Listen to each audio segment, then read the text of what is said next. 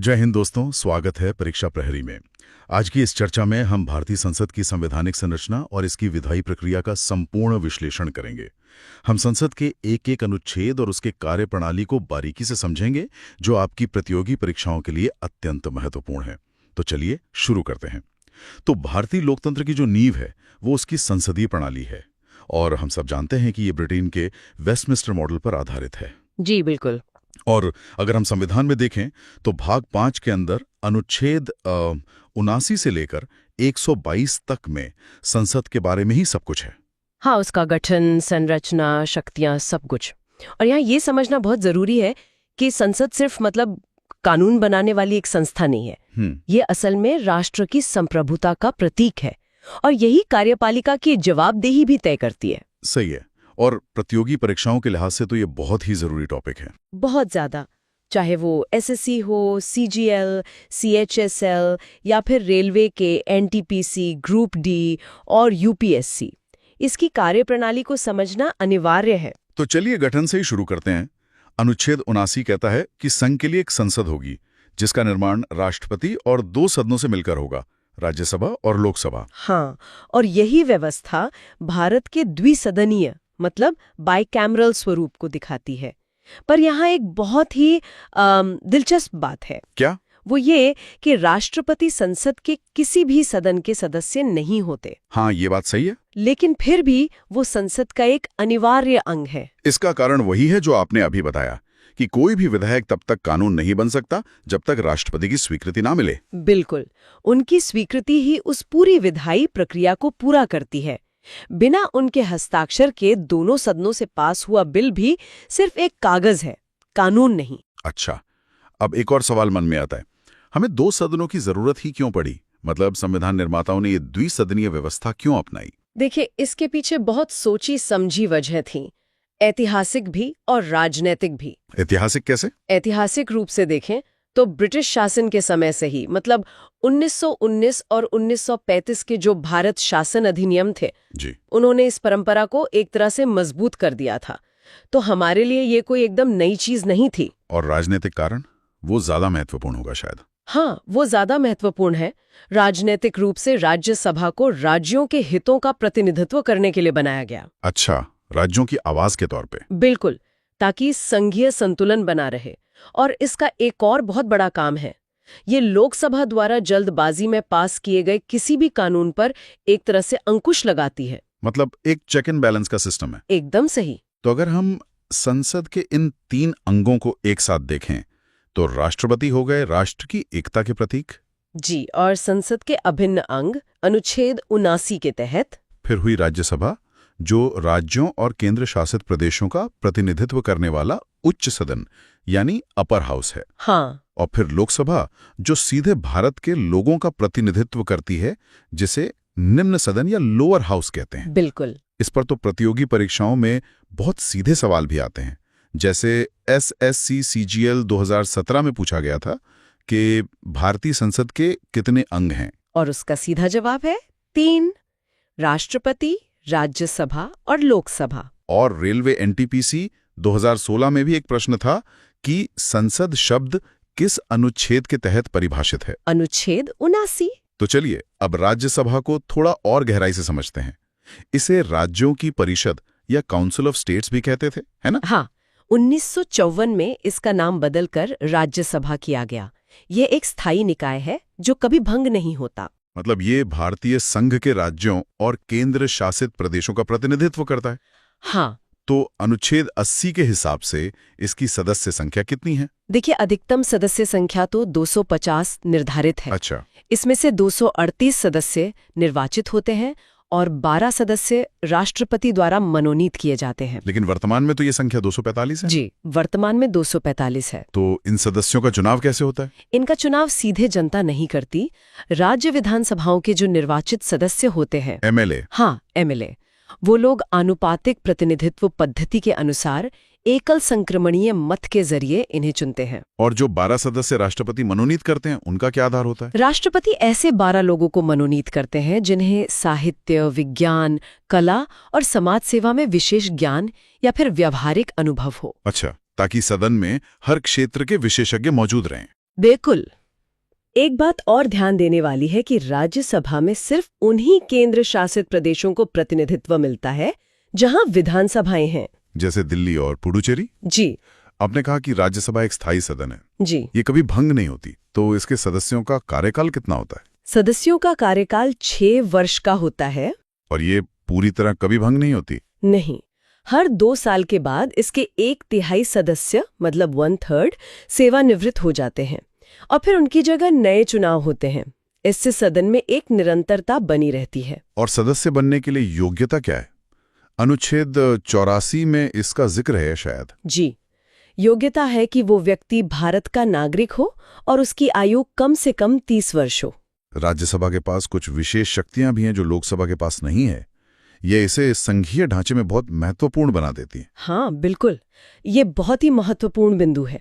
जैसे कि अनुच्छेद 249, इसके तहत अगर राज्यसभा ये घोषित कर दे कि राष्ट्रीय हित में जरूरी है तो संसद राज्य सूची के विषय पर भी कानून बना सकती है। जी, ये राज्यसभा की सबसे बड़ी शक्तियों में से एक है।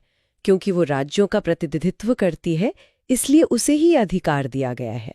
और एक और है अनुच्छेद 312। हाँ, इसके तहत राज्यसभा संसद को नई अखिल भारतीय सेवाएं ऑल इंडिया सर्विसेज बनाने का अधिकार दे सकती है। और उपराष्ट्रपति को हटाने का प्रस्ताव भी सिर्फ राज्यसभा में ही शुरू हो सकता है ना? बिल्कुल, उसे हटाने का प्रस्ताव केवल और केवल राज्यसभा में ही लाया जा सकता है।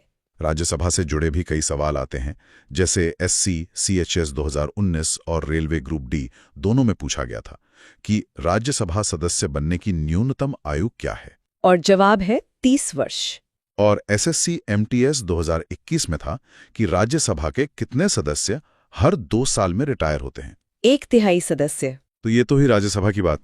अब आते हैं लोकसभा पर, जिसे जनता का सदन या हाउस ऑफ द पीपल कहते हैं। ये संसद का सबसे प्रभावशाली सदन है क्योंकि इसके सदस्य सीधे जनता द्वारा चुने जाते हैं। जी, और अनुच्छेद 81 के अनुसार लोकसभा की अधिकतम संख्या 550 निर्धारित की गई है। पहले संख्या 552 हुआ करती थी, है ना?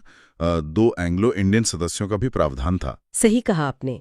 लेकिन 104वें संविधान संशोधन 2019 के द्वारा 2 एंग्लो इंडियन सदस्यों के नामांकन की व्यवस्था अब समाप्त कर दी गई है। तो 550 में से 530 सदस्य राज्यों से और अधिकतम 20 सदस्य केंद्र शासित प्रदेशों से चुने जाते हैं। जी, और इनका चुनाव होता है वयस्क मताधिकार के आधार पर फर्स्ट पास्ट द पोस्ट यानी FTPP प्रणाली द्वारा। मतलब जिसे सबसे ज्यादा वोट मिले वो जीत गया। बिल्कुल। लोकसभा में सामाजिक प्रतिनिधित्व के लिए भी आरक्षण की व्यवस्था है। हाँ, अनुसूचित जातियों मतलब SC और अनुसूचित जनजातियों यानी ST के लिए उनकी जनसंख्या के अनुपात में सीटें आरक्षित हैं। वर्तमान में कितनी सीटें हैं? अभी 84 सीटें SC के लिए और 47 सीटें ST के लिए आरक्षित हैं। अच्छा, और एक शब्द आता है परिसीमन, अनुच्छेद 82 में, वो क्या है? देखिए, अनुच्छेद 82 के अनुसार हर जनगणना के बाद लोकसभा में सीटों के आवंटन और निर्वाचन क्षेत्रों के सीमांकन का पुनर्समायोजन किया जाता है। इसी को परिसीमन कहते हैं। ताकि हर क्षेत्र का प्रतिनिधित्व लगभग बराबर रहे। बिल्कुल, कि इस चर्चा से ये स्पष्ट है कि भारतीय संसद की संरचना कितनी सूक्ष्म और संतुलित है। ये सिर्फ एक कानून बनाने वाली मशीन नहीं, बल्कि विचार विमर्श, जवाबदेही और संघीय संतुलन का एक जीवंत मंच है। लेकिन यहाँ एक विचारणीय प्रश्न ये है कि जैसे जैसे भारत की जनसंख्या का परिदृश्य बदल रहा है, भविष्य में होने वाला परिसीमन राज्यों के राजनीतिक प्रतिनिधित्व को किस प्रकार नया आकार दे सकता है, इस पर विचार जरूर कीजिएगा। अब जब हमने ये विस्तार से समझ लिया है कि संसद के सदन कैसे बनते हैं और उनके पास क्या शक्तियां हैं, तो चलिए अब हम संसद के भीतर की वास्तविक कार्यप्रणाली को देखते हैं। अब तक हमने सदनों के ढांचे को समझा, अब हम ये पढ़ने वाले हैं कि संसद की रोजमर्रा की कार्यवाही असल में चलती कैसे है। बिल्कुल, और प्रतियोगी परीक्षाओं के नजरिए से ये प्रक्रियाएं और इनकी जो शब्दावली है वो बहुत ज्यादा महत्वपूर्ण है। आज हम संसदीय कार्यवाही के उपकरण, फिर समितियों की भूमिका और हाँ, संविधान संशोधन की प्रक्रिया को गहराई से समझेंगे। चलिए तो फिर शुरुआत करते हैं प्रश्नकाल से। इसका समय क्या होता है और इसमें असल में होता क्या है? तो देखिए, संसद की हर बैठक का जो पहला घंटा होता है ना, सुबह वाला? हाँ, सुबह 11 बजे से लेके दोपहर के 12 बजे तक, यही समय प्रश्नकाल कहलाता है। अच्छा। इसमें 3 तरह के प्रश्न होते हैं। पहले हैं तारांकित प्रश्न, तारांकित मतलब जिन पर स्टार बनाओ? बिल्कुल। इनका उत्तर मौखिक होता है और सदस्य फिर पूरक प्रश्न भी पूछ सकते हैं। ये हरे रंग में छपे होते हैं। और दूसरे? दूसरे होते हैं अतारांकित प्रश्न। इनका उत्तर लिखित में दिया जाता है, तो इसलिए पूरक प्रश्न नहीं पूछे जा सकते। ये सफेद रंग के होते हैं। और एक अल्प सूचना वाले प्रश्न भी होते हैं शायद? जी, अल्प सूचना प्रश्न जो 10 दिन से कम की सूचना पर पूछे जाते हैं। इनका उत्तर भी मौखिक होता है और ये हल्के गुलाबी रंग के होते हैं। और शून्यकाल या 0 आवर, मैंने सुना ये एक भारतीय नवाचार है? हाँ, ये 1962 से अस्तित्व में है और सबसे मजेदार बात यह है कि संसदीय नियमों में इसका कोई उल्लेख नहीं है। अच्छा। जी, ये प्रश्नकाल के ठीक बाद दोपहर 12 बजे शुरू होता है। इसमें सदस्य बिना किसी पूर्व सूचना के लोक महत्व के मुद्दे उठा सकते हैं। बिना पूर्व सूचना के? हाँ, और ये बात याद रखने वाली है, SSC, MTS और रेलवे ग्रुप डी की पुरानी परीक्षाओं में ये आ चुका है कि शून्यकाल का समय दोपहर 12 बजे से 1 बजे तक होता है। अब कुछ महत्वपूर्ण प्रस्तावों पर आते हैं, जैसे अविश्वास प्रस्ताव। ये तो सुनने में बहुत शक्तिशाली लगता है भी। ये केवल लोकसभा में लाया जा सकता है, राज्यसभा में नहीं, सिर्फ लोकसभा में। और इसे लाने के लिए कम से कम 50 सदस्यों का समर्थन चाहिए। 50 सदस्य? जी, अगर ये पारित हो जाए तो पूरी की पूरी मंत्री परिषद को इस्तीफा देना पड़ता है। मतलब सरकार गिर जाती है? बिल्कुल। और ये 50 सदस्यों वाली बात SC-CGL 2019 के पेपर में पूछी भी गई थी। और स्थगन प्रस्ताव और गणपूर्ति का क्या मतलब है? देखिए, स्थगन प्रस्ताव किसी बहुत जरूरी लोक महत्व के मामले पर चर्चा करने के लिए लाया जाता है। मतलब सदन की सामान्य कार्यवाही को रोक दिया जाता है। और गणपूर्ति या कोरम मतलब सदन की कार्यवाही चलाने के लिए जरूरी न्यूनतम सदस्य संख्या। वो कितनी होती है? वो कुल सदस्यों का 10वां हिस्सा यानी 110 होती है। तो संसद सिर्फ बहस नहीं करती, वो समितियों के जरिए सरकार के कामकाज की बारीकी से जांच भी करती है। इनमें वित्तीय समितियां सबसे खास हैं, है ना? बिल्कुल। सबसे पहले बात करते हैं लोक लेखा समिति यानी PSC की। PSC, हाँ। इसमें 22 सदस्य होते हैं, 15 लोकसभा से और 7 राज्यसभा से। और इसका मुख्य काम क्या है?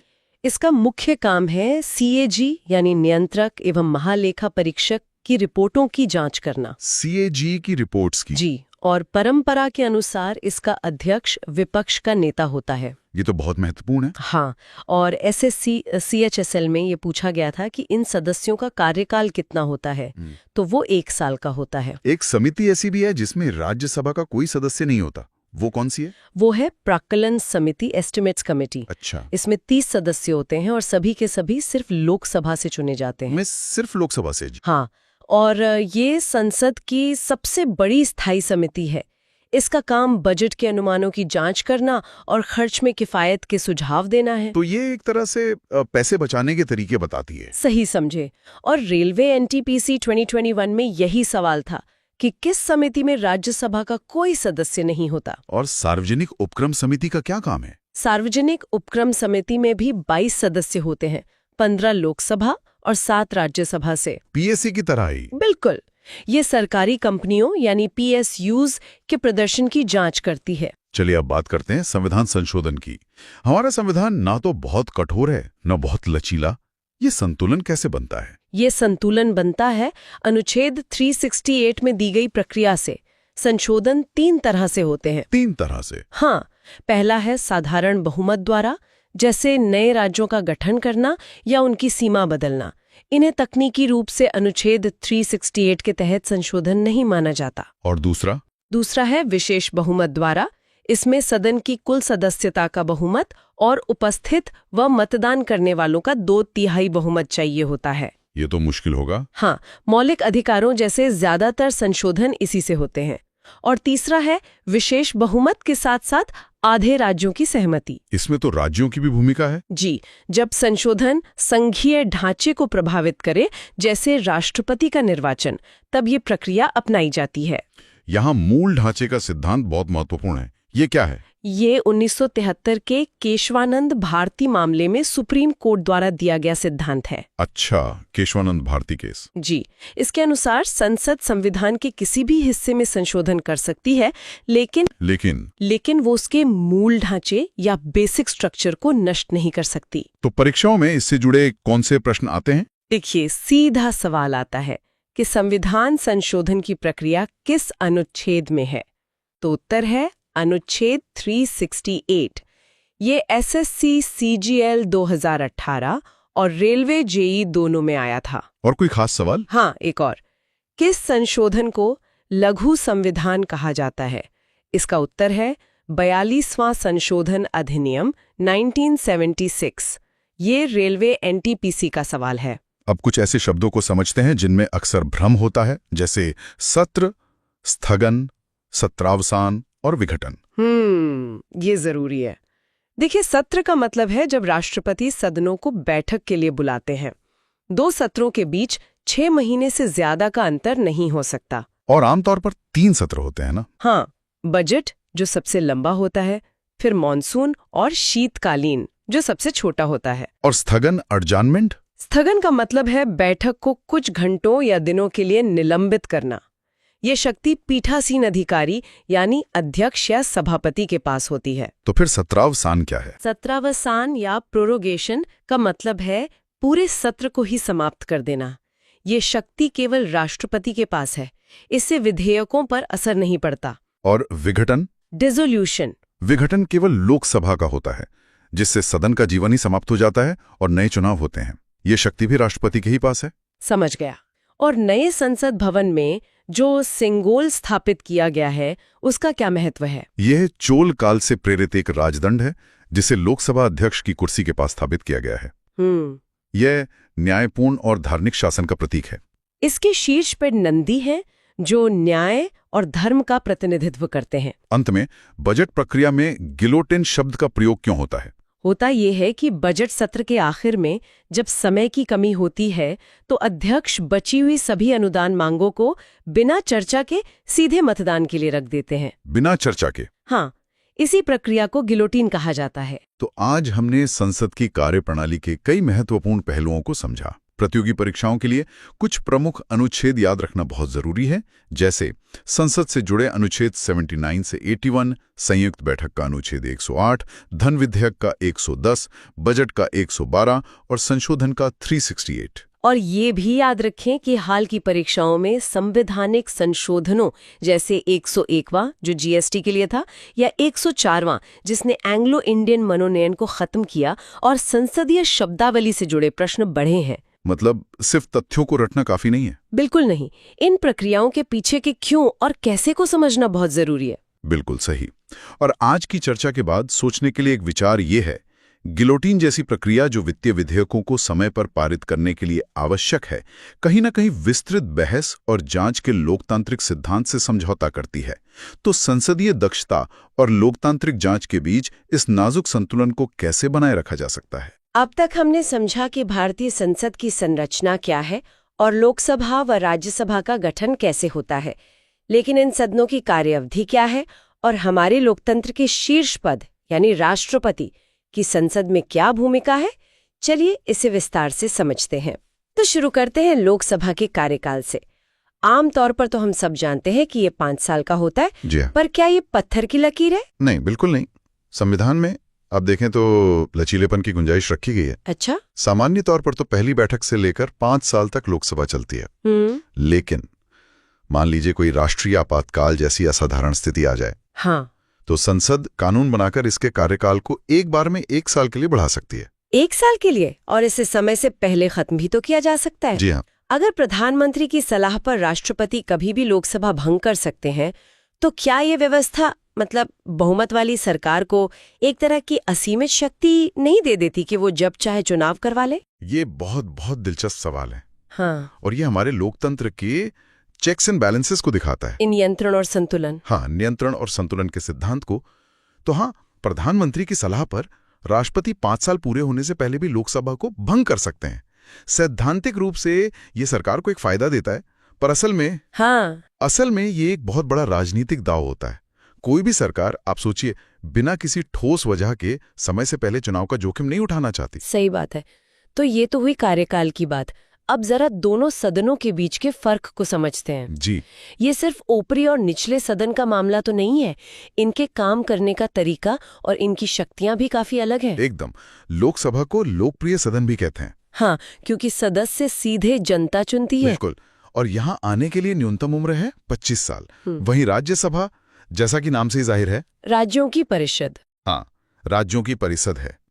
ये राज्यों के हितों का प्रतिनिधित्व करती है और इसके सदस्य सीधे जनता नहीं बल्कि राज्यों के विधायक चुनते हैं।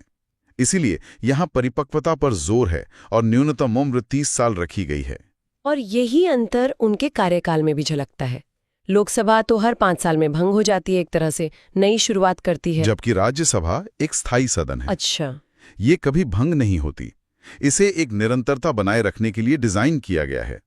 इसके सदस्यों का कार्यकाल 6 साल का होता है और हर 2 साल में इसके 1/3 सदस्य रिटायर हो जाते हैं। अच्छा, इससे ये सुनिश्चित होता है कि सदन में हमेशा अनुभवी और नए दोनों तरह के सदस्य मौजूद रहें। बिल्कुल।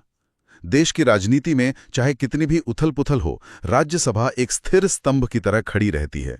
तो हमने लोकसभा और राज्यसभा के बीच के फर्क को तो समझ लिया, लेकिन इस पूरी विधायी मशीनरी को चलाने के लिए एक चाबी की जरूरत होती है, और वो चाबी है राष्ट्रपति के पास। हाँ। अक्सर हमें लगता है कि राष्ट्रपति का पद सिर्फ एक सेरेमोनियल पद है, पर असलियत में उनके दस्तखत के बिना कोई कानून बन ही नहीं सकता। ये बिल्कुल सही धारणा है। राष्ट्रपति भारतीय संसद का एक अभिन्न अंग है, भले ही वो किसी सदन के सदस्य ना हो। जी। उनकी भूमिका सिर्फ औपचारिक नहीं है, बल्कि बहुत सक्रिय है। संसद का सत्र कब शुरू होगा, कब खत्म होगा, ये तय करने का अधिकार राष्ट्रपति के पास है। सत्र बुलाने को सम्मन करना कहते हैं और खत्म करने को सत्रावसान। और जब दोनों सदनों में किसी बिल को लेके ठन जाए, तब राष्ट्रपति की क्या भूमिका होती है? तब राष्ट्रपति के पास एक बहुत बड़ी शक्ति है। क्या? अनुच्छेद 108 के तहत संयुक्त बैठक बुलाने की। सोचिए, एक बिल लोकसभा से पास हो गया पर राज्यसभा में अटक गया। हाँ। ऐसे गतिरोध को तोड़ने के लिए राष्ट्रपति दोनों सदनों को एक साथ बैठाकर वोटिंग करवा सकते हैं। क्या ऐसा असल में हुआ है कभी? हाँ, ये कोई रोज की बात तो नहीं है, लेकिन आजादी के बाद से अब तक कुछ महत्वपूर्ण मौकों पर ऐसा हुआ है। जैसे दहेज विरोधी कानून, वो पहले पास नहीं हो पा रहा था, तो उसे 1961 में एक संयुक्त बैठक बुलाकर ही पास किया गया था। ये दिखाता है कि ये एक ब्रेक द ग्लास यानी आपातकालीन विकल्प की तरह है। और उनके अध्यादेश जारी करने की शक्ति, वो तो बहुत असाधारण लगती है। मतलब जब संसद चल ही नहीं रही तब भी कानून बन सकता है। बिल्कुल। ये अनुच्छेद 123 के तहत मिली एक असाधारण शक्ति है। मान लीजिए संसद का सत्र खत्म हो चुका है और देश में कोई ऐसी आपात स्थिति आ गई जिस पर तुरंत कानून बनाने की जरूरत है। ठीक है। ऐसे में सरकार राष्ट्रपति से अध्यादेश या ऑर्डिनेंस जारी करने का अनुरोध कर सकती है। इस अध्यादेश की ताकत और प्रभाव बिल्कुल संसद द्वारा बनाए गए कानून जैसा ही होता है। लेकिन इस अध्यादेश वाली शक्ति पर तो हमेशा सवाल उठते रहे हैं। आलोचक कहते हैं कि सरकारें इसका इस्तेमाल संसद को बाईपास करने के लिए करती हैं। जी। जब उन्हें पता होता है कि कोई बिल सदन में पास नहीं होगा, क्या ये लोकतंत्र की भावना के खिलाफ नहीं है? आपने बिल्कुल सही मुद्दा उठाया है। ये एक सतत बहस का विषय है। संविधान निर्माताओं ने इसे एक असाधारण परिस्थिति के लिए बनाया था, लेकिन इसके राजनीतिक इस्तेमाल पर हमेशा सवाल उठते हैं। हाँ। इसीलिए इस पर एक समय सीमा की शर्त भी लगाई गई है। अच्छा, क्या शर्त? जैसे ही संसद का अगला सत्र शुरू होता है, उसके 6 हफ्तों के अंदर उस अध्यादेश को दोनों सदनों से पास करवाना अनिवार्य है। और अगर नहीं हुआ तो? अगर ऐसा नहीं होता तो वो अध्यादेश अपने आप खत्म हो जाता है। तो अधिकतम एक अध्यादेश 6 महीने और 6 हफ्ते तक ही चल सकता है। ये तो हुई कानून बनाने की बात। वित्तीय मामलों में यानी पैसे के मामलों में राष्ट्रपति की क्या भूमिका है? वित्तीय मामलों में भी उनकी भूमिका बहुत अहम है। देश का जो सालाना बजट होता है उसे संसद के सामने रखवाने की जिम्मेदारी राष्ट्रपति की ही है। अच्छा। और सबसे बड़ी बात, कोई भी धन विधेयक यानी मनी बिल लोकसभा में पेश करने से पहले राष्ट्रपति की मंजूरी लेना जरूरी है। वो एक तरह से वित्तीय अनुशासन के गार्डियन हैं। अच्छा, तो बिल संसद से पास होने के बाद जब राष्ट्रपति के पास जाता है तब क्या होता है? क्या उनके लिए उस पर दस्तखत करना महज एक औपचारिकता है? बिल्कुल नहीं। यहीं पर राष्ट्रपति की सबसे बड़ी विधायी शक्तियां सामने आती हैं, जिन्हें हम वीटो शक्तियां कहते हैं। वीटो शक्तियां? हाँ। अनुच्छेद 111 के तहत उनके पास 3 मुख्य विकल्प होते हैं। पहला, वो बिल पर अपनी सहमति दे दें और वो कानून बन जाए। और दूसरा विकल्प? दूसरा, वो अपनी सहमति रोक सकते हैं। इसे एब्सोल्यूट वीटो या आत्यंतिक वीटो कहते हैं। अगर राष्ट्रपति ने मना कर दिया तो वो बिल वहीं खत्म हो जाता है, वो कानून नहीं बन सकता। नहीं बन सकता। और तीसरा विकल्प शायद सबसे दिलचस्प है, बिल को वापस लौटाने का। हाँ, उसे सस्पेंसिव वीटो या निलंबनकारी वीटो कहते हैं। राष्ट्रपति बिल को एक बार पुनर्विचार के लिए संसद को वापस भेज सकते हैं, लेकिन इसमें कोई पेंच है? हाँ, इसमें एक पेंच है। अगर संसद उस बिल को चाहे बिना किसी बदलाव के ही दोबारा पास करके राष्ट्रपति के पास भेज देती है, तब उन्हें सहमति देनी ही पड़ती है। देनी ही पड़ती है, वो दोबारा मना नहीं कर सकते। और एक पॉकेट वीटो भी होता है ना? ये क्या है? और ये पॉकेट वीटो सुनने में साधारण लगता है, पर असल में ये राष्ट्रपति की एक बहुत बड़ी साइलेंट शक्ति है। अच्छा। इसमें राष्ट्रपति बिल पर कोई भी कार्रवाई नहीं करते, ना हाँ कहते हैं, ना और ना ही वापस भेजते हैं। वो उसे बस अनिश्चित काल के लिए अपनी जेब में यानी अपने पास रख लेते हैं। इसका कोई चर्चित उदाहरण है क्या? बिल्कुल, इसका सबसे चर्चित उदाहरण है राष्ट्रपति ज्ञानी ज़ैल सिंह का, जब 1986 में उन्होंने इंडियन पोस्ट ऑफिस बिल पर कोई फैसला ही नहीं लिया। अच्छा। सरकार से उनके मतभेद थे, तो बिना सीधे तौर पर ना कहे उन्होंने एक विवादास्पद कानून को बनने से रोक दिया। ये दिखाता है कि कैसे संवैधानिक प्रावधान राजनीतिक परिस्थितियों में एक बड़ा हथियार बन सकते हैं। तो ये तो हुई सदनों और राष्ट्रपति की बात, लेकिन सदनों के अंदर की कार्यवाही को कौन नियंत्रित करता है? यहाँ अध्यक्ष और सभापति की भूमिका आ जाती है। हाँ, ये सदन के रेफरी या अंपायर की तरह होते हैं। लोकसभा में अध्यक्ष यानी स्पीकर और एक उपाध्यक्ष होते हैं, जिन्हें सदस्य खुद ही चुनते हैं। जी, जिन्हें लोकसभा के सदस्य खुद अपने में से ही चुनते हैं। सदन की कार्यवाही शांति से चले, नियमों का पालन हो, ये सब देखना स्पीकर की जिम्मेदारी है। और सुना है उनके पास एक बहुत खास शक्ति होती है, ये तय करने की कि कोई बिल धन विधेयक है या नहीं। ये उनकी सबसे महत्वपूर्ण शक्तियों में से एक है। कोई बिल मनी बिल है या नहीं, इस पर लोकसभा अध्यक्ष का फैसला ही अंतिम होता है। अंतिम होता है। हाँ, उसे किसी भी कोर्ट में चुनौती नहीं दी जा सकती। अच्छा। और अध्यक्ष आमतौर पर वोट नहीं करते, वो एक रेफरी की तरह होते हैं। लेकिन सोचिए, अगर किसी बिल पर वोट 50-50 हो जाए, एकदम टाई, तब अध्यक्ष अपना निर्णायक मत या कास्टिंग वोट डालते हैं और तय करते हैं कि बिल पास होगा या नहीं। और इस पद की गरिमा कितनी महत्वपूर्ण होगी। बिल्कुल, और इस पद की अहमियत का अंदाजा इसी बात से लगाया जा सकता है कि स्वतंत्र भारत के पहले लोकसभा अध्यक्ष जीवी मावलंकर ने इस भूमिका के लिए कई मानक तय किए थे, जो आज भी प्रासंगिक हैं। तो ये तो हुई लोकसभा की बात, जिसे अध्यक्ष चलाते हैं। अब अगर हम राज्यसभा की तरफ देखें तो वहां का नजारा बिल्कुल अलग है। जी, वहां के मुखिया को सभापति कहते हैं और उनकी भूमिका में एक बहुत ही अनोखा पेच है। बहुत सही कहा आपने। राज्यसभा के सभापति भारत के उपराष्ट्रपति होते हैं। अच्छा। इसे पदेन सभापति या एक्स ऑफिशियो चेयरमैन कहते हैं। यानी जो भी व्यक्ति उपराष्ट्रपति के पद पर होगा, वो अपने आप राज्यसभा का सभापति बन जाएगा। और सबसे दिलचस्प बात क्या ये है कि वो उस सदन के सदस्य नहीं होते जिसकी वो अध्यक्षता करते हैं। ये तो वाकई अनोखा है।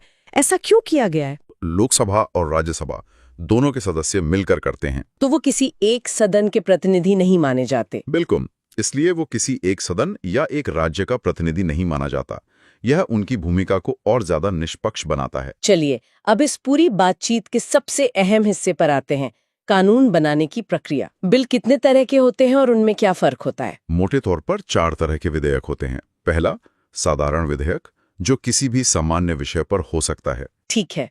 दूसरा, धन विधेयक, जिसमें सिर्फ टैक्स, सरकारी खर्चे या उधार जैसे पैसे से जुड़े मामले होते हैं, जिनका जिक्र अनुच्छेद 110 में है। और बाकी 2? तीसरा है वित्त विधेयक, और ये अक्सर लोगों को कंफ्यूज करता है। हाँ। देखिए, धन विधेयक तो सिर्फ पैसे के लेन देन की बात करता है, लेकिन वित्त विधेयक एक हाइब्रिड बिल है। इसमें पैसे से जुड़े प्रावधान तो होते ही हैं, साथ में कानून के दूसरे पहलू भी होते हैं। और चौथा? और चौथा है संविधान संशोधन विधेयक, जिसके जरिए संविधान में बदलाव किया जाता है। लेकिन धन विधेयक यानी मनी बिल की प्रक्रिया सबसे अलग है। ऐसा लगता है जैसे इस मामले में सारी शक्ति लोकसभा के हाथ में दे दी गई है। आपने बिल्कुल सही पकड़ा है। धन विधेयक के मामले में हमारे संविधान ने जानबूझकर लोकसभा को राज्यसभा से कहीं ज्यादा शक्तिशाली बनाया है। ऐसा क्यों? इसके पीछे एक सीधा सा लोकतांत्रिक सिद्धांत है। जनता के पैसे पर नियंत्रण उसी सदन का होना चाहिए जिसे जनता ने सीधे चुना है। तो क्या क्या खास बातें हैं इसकी प्रक्रिया में? सबसे पहली बात, धन विधेयक केवल लोकसभा में ही पेश किया जा सकता है, राज्यसभा में नहीं। केवल लोकसभा में? हाँ। दूसरी, इसे पेश करने से पहले राष्ट्रपति की सिफारिश जरूरी है, और लोकसभा से पास होने के बाद जब ये राज्यसभा में जाता है तो वहां असली खेल शुरू होता है। राज्यसभा इसे रोक नहीं सकती? वो इसे ना तो अस्वीकार कर सकती है और ना ही इसमें कोई संशोधन कर सकती है। वो सिर्फ अपने सुझाव दे सकती है। और उसके लिए भी समय सीमा होगी? हाँ, और ये सब करने के लिए उसके पास सिर्फ 14 दिनों का समय होता है। सिर्फ 14 दिन? ये तो बहुत कम है। इसका मतलब वित्तीय मामलों में राज्यसभा की शक्ति लगभग ना के बराबर है। हाँ, अगर 14 दिनों के अंदर राज्यसभा ने बिल वापस नहीं किया तो ये मान लिया जाता है कि बिल दोनों सदनों से पास हो गया है। और अगर राज्यसभा कुछ सुझाव देती भी है तो उसे मानना या ना मानना पूरी तरह से लोकसभा की मर्जी पर है। इस मामले में कोई संयुक्त बैठक का भी प्रावधान नहीं है। लोकसभा ही सर्वोच्च है। तो इसका मतलब ये हुआ कि अगर कोई सरकार लोकसभा में बहुमत में है तो वो बजट या पैसे से जुड़ा कोई भी कानून बहुत आसानी से पास करा सकती है। बिल्कुल, यही डिजाइन है। यह सुनिश्चित करता है कि सरकार की वित्तीय नीतियां ऊपरी सदन में राजनीतिक खींचतान की वजह से न रुकें और देश का काम चलता रहे। तो आज की इस पूरी चर्चा का सार क्या निकलता है? सार यह है कि हमारे संविधान ने राष्ट्रपति, लोकसभा और राज्यसभा के बीच शक्तियों का एक बहुत ही सोचा समझा और सूक्ष्म संतुलन बनाया है। एक तरफ राष्ट्रपति हैं जिनकी सहमति के बिना कोई बिल कानून नहीं बन सकता और जिनके पास वीटो जैसी बड़ी शक्तियां हैं। दूसरी तरफ वित्तीय मामलों में जनता की प्रतिनिधि सभा यानी लोकसभा को सर्वोच्चता दी गई है। और राज्यसभा? और राज्यसभा राज्यों के हितों की रक्षा और जल्दबाजी में बनने वाले कानूनों पर एक ब्रेक की तरह काम करती है। ये पूरी व्यवस्था नियंत्रण और संतुलन के सिद्धांत पर ही टिकी हुई है। वाकई एक बहुत ही जटिल लेकिन शानदार व्यवस्था है। हमने देखा कि लोकसभा अध्यक्ष के पास कितनी महत्वपूर्ण शक्तियां हैं, खासकर यह प्रमाणित करने के लिए कि कोई विधेयक धन विधेयक है या नहीं। यह एक विचारणीय प्रश्न उठाता है, जब अध्यक्ष का चुनाव एक राजनीतिक दल के सदस्य के रूप में होता है तो उनसे सदन की कार्यवाही में पूरी तरह निष्पक्ष रहने की उम्मीद कैसे की जा सकती है? यह संतुलन कैसे साधा जाता है?